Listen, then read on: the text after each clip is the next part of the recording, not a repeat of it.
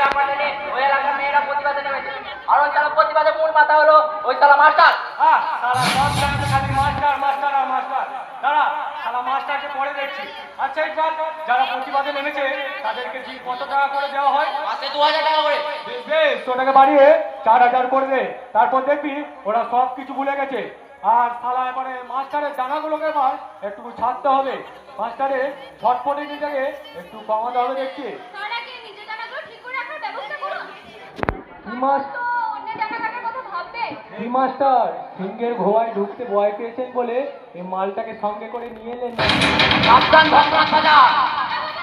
তা আমাকে যদি আপনার মাল বলে মনে হয়, আমার বয়সে আপনার মেয়েটাও তো একটা মাল, তাই না ফাজা বাবু?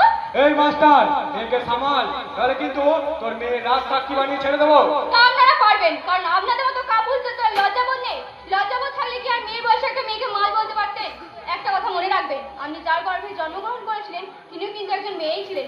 এই আপনাদের মতো নেতাদের জন্যই বারবার ধর্ষিত হতে হয় অভয়ার মতো নারীদের, আর ফাঁসির মঞ্চে ঝুলতে হয় ধনঞ্জয়ের মতো গরিবদের। বেশি ডায়লগ না মেরে কিসের জন্য এসেছেন সেটা বলুন। আমার স্কুলে গেটে চাবি ঝুলেছেন কেন সেটা বলুন। ওখানে আর পড়াশোনা হবে না, ওখানে হবে আমাদের পার্টি অফিস। আর সেখানে হবে বোম বাঁধার কৌশল। আর জনগণ চাইলেই এক্ষুনি আমাকে ফুটবলের মতো গোল পাকিয়ে ছুঁড়ে ফেলে দিতে পারে। তাই বাজে কথা রাখুন, চাবিটা দিন। চাবিটা দিয়ে হবে না। তাহলে আমি শিক্ষা দপ্তরে জানাবো।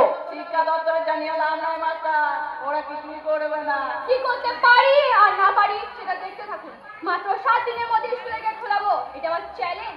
Challenge accept. তাহলে আপনিও শুনে রাখুন মিস সোনালি, আমি আপনার দামি জিনিসটাকে 7 দিনের মধ্যে ছিনিয়ে নেব। কোন দামি জিনিস সেটা এখন কেন বলবো? সময় হলেই নয় জানতে পারবে। ঠিক আছে, তাহলে দেখাই যাবে। তাহলে আমিও চ্যালেঞ্জ অ্যাকসেপ্ট করলাম। Yes, challenge accepted.